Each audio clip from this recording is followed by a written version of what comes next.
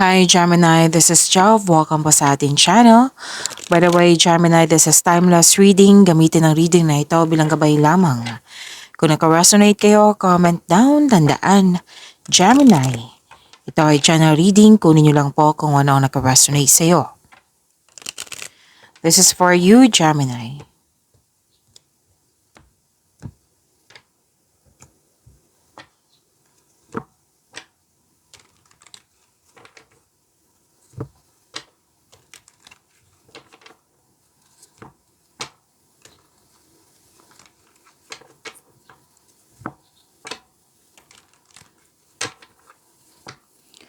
Para po ito sa iyo, Gemini.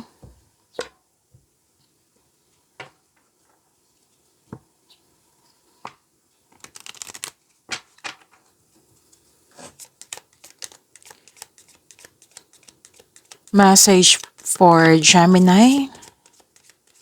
I need 2 cards po.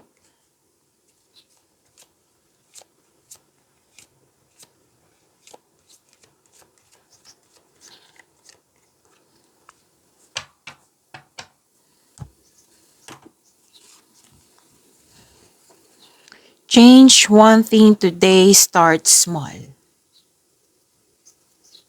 Okay?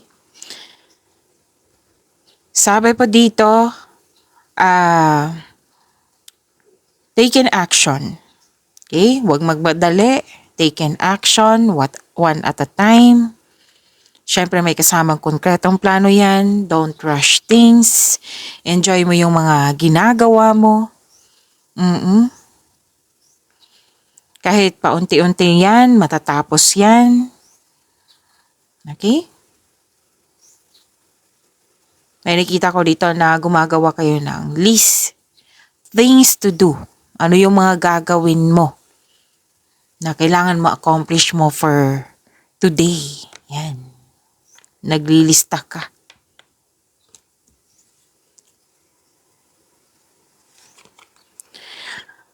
Next message is release self-doubt, let go of fear. Okay. Let go mo yung fear, doubt, hesitation. I-release mo yan. Kasi magkakause yan ng ng anxiety, stress, overthinking, overanalyzing. Yan yung pumipigil sa'yo. Yan yung pumipigil sa'yo para magkaroon ng, yung hindi ka magkaroon ng new beginning, kumbaga. So let go of this. Oo, para mo pumasok yung mga bagong pagkakataon. Bagong simula. Yung mga baggages, let go mo na yan. Focus kayo sa mga control nyo in order to find peace. Let go mo na yung hindi mo na control. Okay? Kasi kung ma-release mo itong doubt, fear, hesitation, walang mangyayaring delay. Magkakaroon ka ng increased confidence. Okay?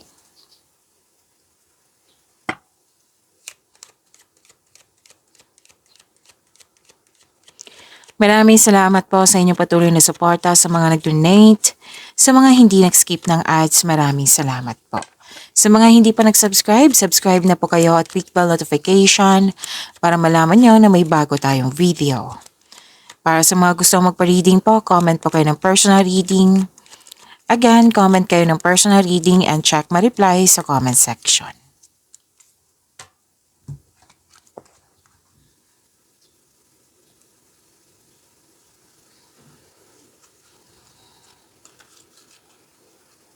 Okay.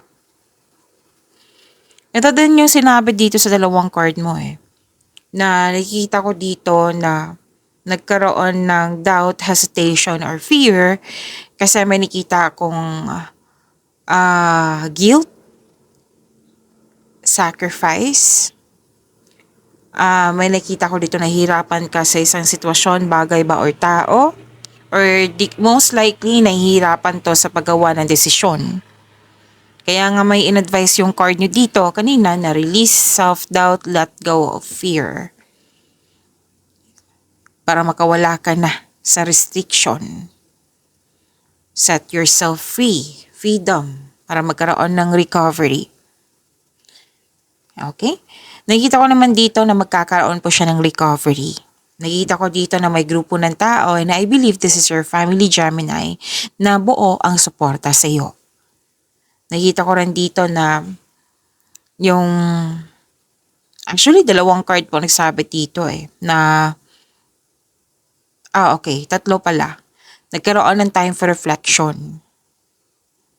Kasi time for reflection, andyan yung sagot sa inyong mga katanungan, solusyon sa inyong problema. Sagot sa inyong mga problema po. Solusyon sa inyong problema. Sa inyong mga iniisip po.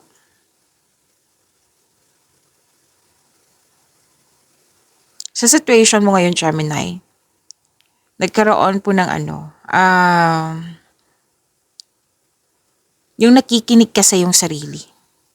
Kung ano yung dapat baguhin, kung ano ba yung dapat na baguhin, iwan. Oo, kung ano ba ang dapat, kung ano yung natutunan mo sa mga nangyari. Nagpasya ka dito Nagpasya ka dito na let go mo na yung mga baggages. Kasi hindi na kailangan. At nang dahil ito, nagkaroon ng spiritual growth and personal development. Pag-release to Nirelease mo lahat. Yung negativity, pinalitan mo ng positivity, nirelease mo yung mga hindi mo makontrol.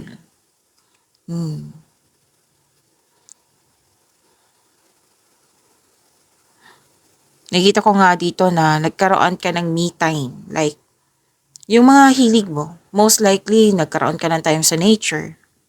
Or nagbiyahe ka para makita ka ng mga puno. Oo. Or may nakita rin ako dito na nag-grounding ang ilan sa inyo, nag-meditate sa inyo. Basta po na nakita ko dito, personal development and spiritual growth. Yes, kasi nag-release may realization, ni-release mo. Nakikinig ka sa iyong sarili at nakikinig ka din sa iyong intuition. Kasi nga, malakas ang iyong intuition. Nang dahil sa pag-release na ito, ni-welcome mo yung pagbabago, yung new beginning sa inyong buhay, bagong simula. Mas lumawak yung ambisyon mo sa buhay. Yes. So, these two cards, connected siya sa tatlong card dito. Okay? Okay, lumabas agad. This is about your energy, Gemini. Tumatalon yung cards mo. Okay. Para sa mga bago dito, kung may napansin kayo na repeating message, yan po yung pinupush ng card sa inyo. Like for example, nanood kayo sa isang video reading nyo po. Sa inyong monthly Gabay Tarot reading, weekly Gabay Tarot reading, second half of the month of October at dito 10. At may napansin kayo na repeating message. Yan po yung pinupush ng card sa inyo na kailangan yung bigyan ng atensyon, solusyon at aksyon kung maaari po. So na yung energy ni Gemini.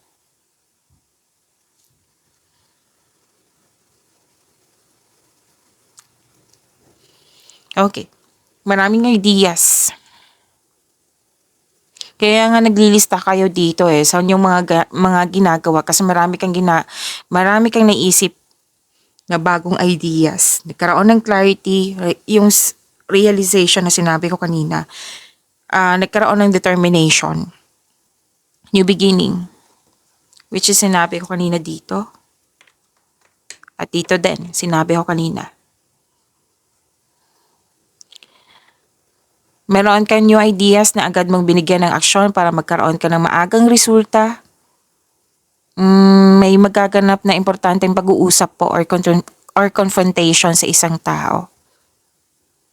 So malakas yung intuition mo. Nag-clarify na naman siya dito. Malakas na yung intuition.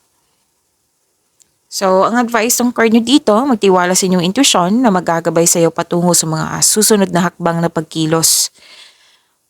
Nakikita ko rin dito na may napansin ka na improvement sa communication skills mo. Napansin din ng ibang tao. Parati itong lumalabas sa inyo, Gemini. Pansin ko rin. Oo na, so, lalo na sa mga single dito, huwag kayong mag-alinlangan na mag-invest sa bagong pag-ibig. Pwede may nagugustuhan na kayo or may nakagusto sa inyo. Nagusto mo pero may alinlangan. Yun po ha, may masinsinang pag-uusap po dito.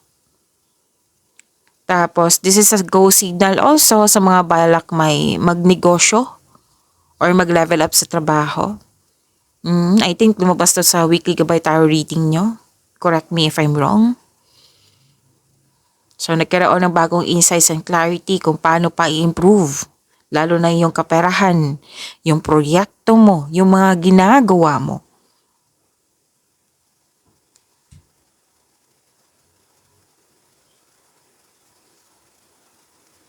Ang ganda nito, Gemini, kasi nakikita ko dito kampante ka na. Kampante ka sa inyong connection? Pwede. Kampante ka sa inyong career and money? Pwede. So, you are very kampante sa kung ano ang sitwasyon ka ngayon. And very confident. Actually, this is success eh. Mahigit pa to sa success. This is victory. Yung sinabi ko kanina sa inyo dito na mas lumawak yung vision nyo sa buhay kasi may realization, right? Oh, lumabas din po dito sa dalawang card na ito. Nakikita ko dito kontrolado na. May mga bagay dyan na kontrolado na kaya kampante ka na. Si Gemini, may gustong ipatayo or ipagawa. Magagawa mo ito kasi kampante ka na eh. Relax lang.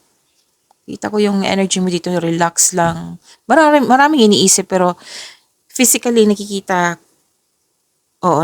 ko dito na relax lang si Gemini. Kahit maraming ginagawa. Kasi confident ka naman na matatapos mo siya. Kasi nang ilan sa inyo naglista na alam mo yung ano yung susunod na hakbang. Alam mo kung ano yung, it might be yung sinilista mo, yung things to do is my time management. Pwede. Kasi kampante ka dito.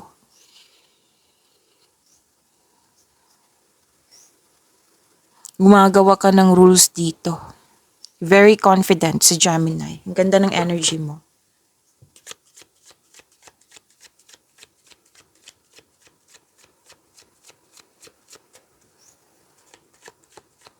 Career and money ni Gemini.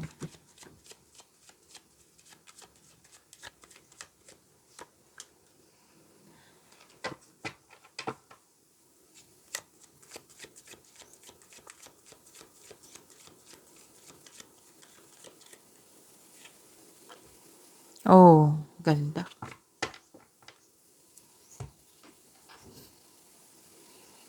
Ilan sa inyo maraming lakad si Gemini. Maraming lakad at the same time maraming ginagawa.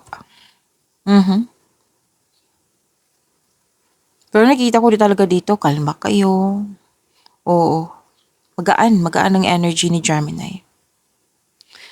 So, kung kailan nyo ito napanood, may nakita kasi ako dito mabilis ang paggawa ng desisyon. Pero then dumating na yung inaantay mong mensahe. Na kaya katuwang-tuwa kasi dumating na yung inaantay mo. Pwedeng bagay, pwedeng tao, pwedeng sitwasyon. Wow, dalawang card mismo nagsabi dito ha na makaka-receive ka ng malaking blessings. Sa career and money nyo po ito. Malaking blessings po. Claim nyo po, Gemini. So yung sabi ko sa inyo, maaring travel ito or di kaya bagong tao na darating sa iyong buhay. Pwedeng kasamahan to. Isa o maraming alok o ideyang darating sa iyo. And busy kayo. May parating na exciting new opportunities. Financial stability, kitang-kita ko sa dalawang card niyo dito. Nagkaroon ng abundance sa kaperahan mo. Claim niyo po, Gemini, you deserve this. Ganda.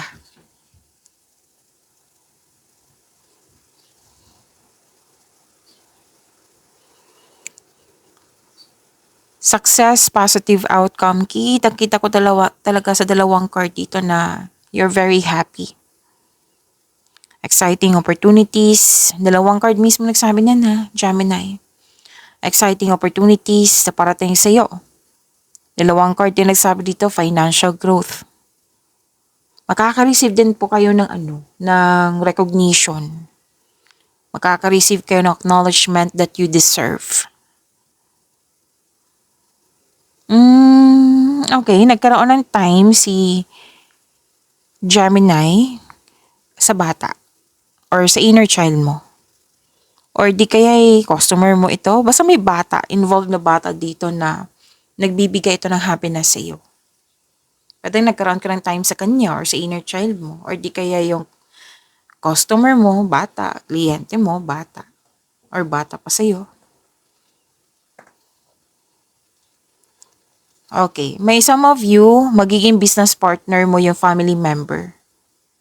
Or di kaya yung, may nagsabi sa akin ngayon na family member or your family are very supportive sa iyo.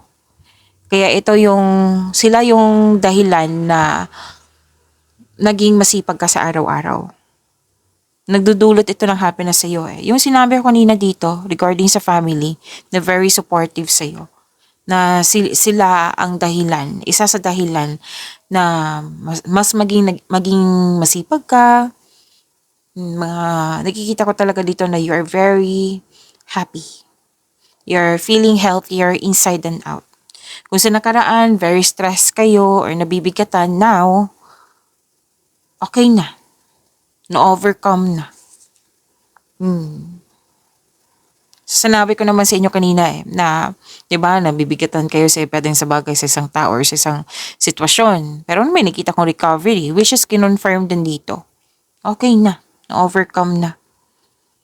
So, sabi ng card dito, enjoy your success. Togetherness, nakikita ko rin dito, or group of people. Success and achievement, nakikita dito. Yung dalawang card ha, malaking blessings to. It will lead you to happiness. Kasi ito ay magandang kalusugan, magandang mood mo, kaligayahan, kaya ayang pakiramdam. Kaya kanina, di ba, sabi ko sa inyo, magaan ang energy ni Gemini ngayon.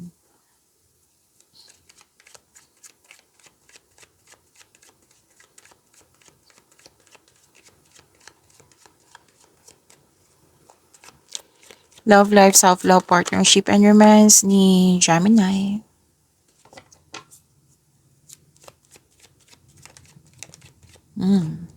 Kunin ko to ha.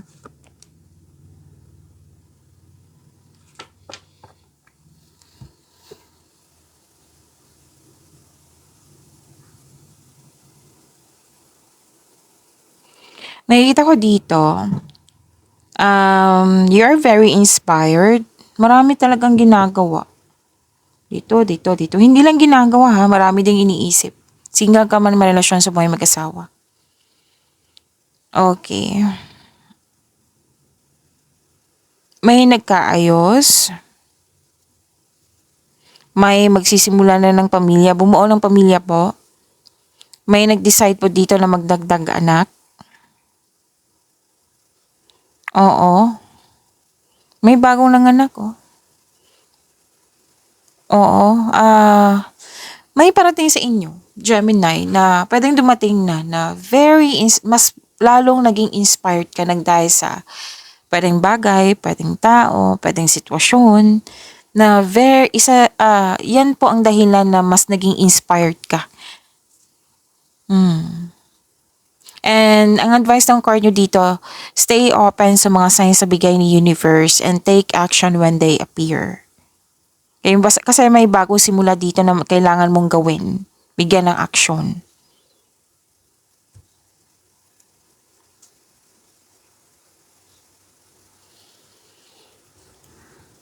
Okay. So, yun nga. Dalawang card kasi nagsabi dito na may conflict na nangyari. Pwede sa nakaraan to ha, na pwede sa isang sitwasyon, sa schedule, sa isang tao. Pero nakita ko naman dito na nag-usap kayo at nagkaayos. Oo.